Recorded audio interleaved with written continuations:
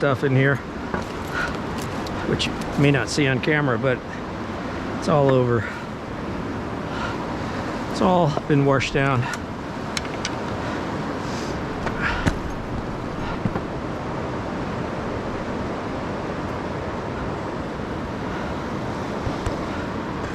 Yeah, I'll bet we've passed the motorboat hole, but if we haven't, that'd be a discovery.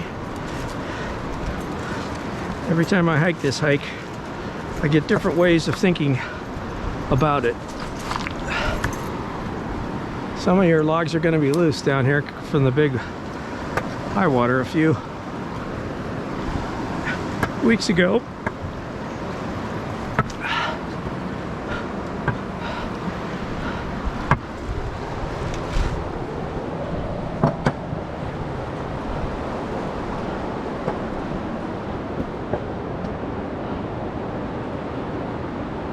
Wow, that was a big one that fell. And that must have been sticking in the river quite a bit there, slowing down the falls, making it tough for the kayakers, so they probably had to chop this one for the benefit of the kayakers.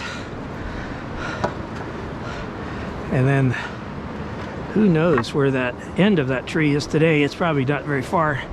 Within 100 yards, we probably already passed it. It's probably part of the tree debris that we've already seen and walked over.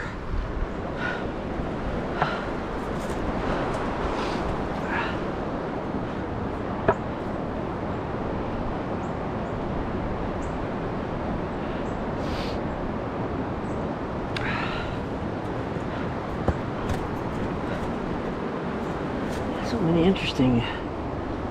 Look at that.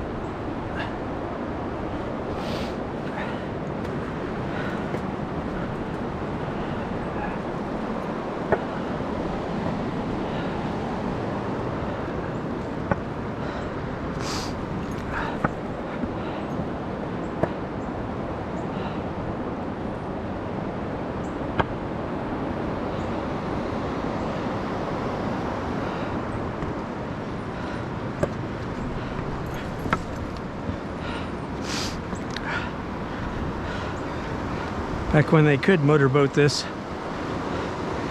that was probably a whole different breed of adventurer person who went cruising up and down here with their motorboats.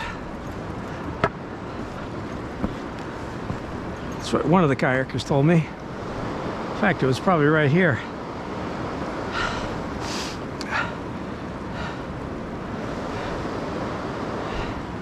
That's hard to say.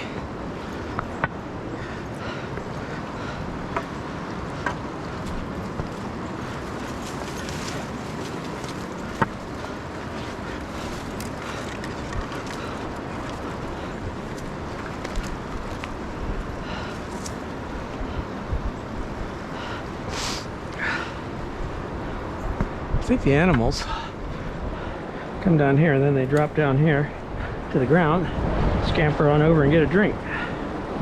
I don't think so. I don't know how they drink.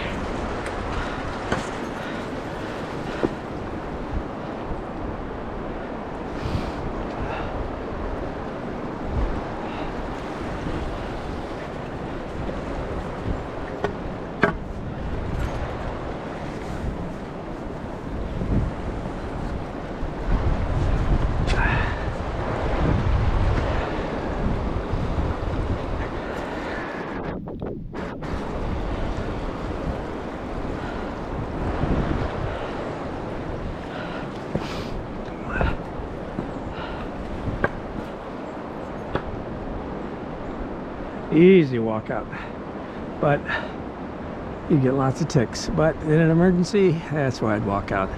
Just choose a place you can walk out. This whole section of the river seems to be much easier hiking than compared back there.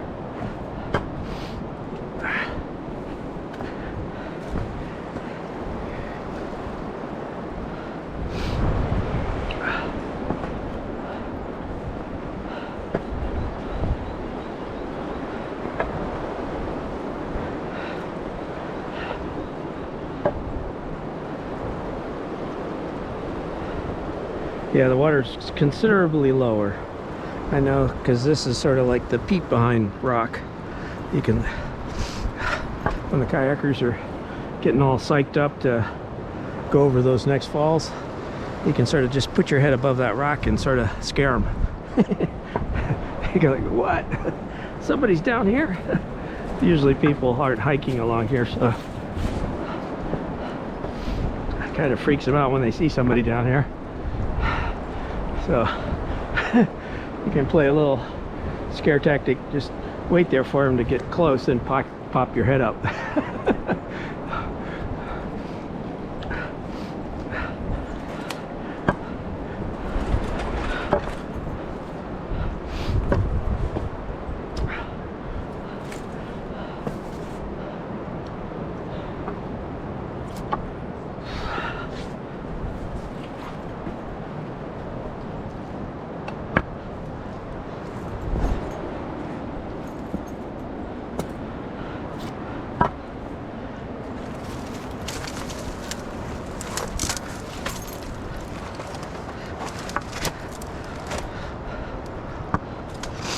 I recommend Dickies canvas carpenter jeans. They're just great in the forest. They go through anything. They don't get snagged on any of the stickers. And I also recommend they're called Norwegian stitched hiking boots. They hold the bottom part on a little bit better. Give you really sure footing, give you leverage for your foot. I don't think I'd hike with those soft ones. I'd get regular full leather or double leather sided hiking boots for down here. Personally, that's what I'd do. That's all I've ever worn down here. I guess if you're an expert hiker, you could come down here in flip-flops. And I've noticed that the people who use flip-flops, boy, they are some of the most skillful hikers. Just only because they have the confidence to do all this climbing around in flip-flops. But hours and hours of it, I don't know. I guess flip-flops, once you get them on, they're probably adequate. It's just another level of how to use your feet.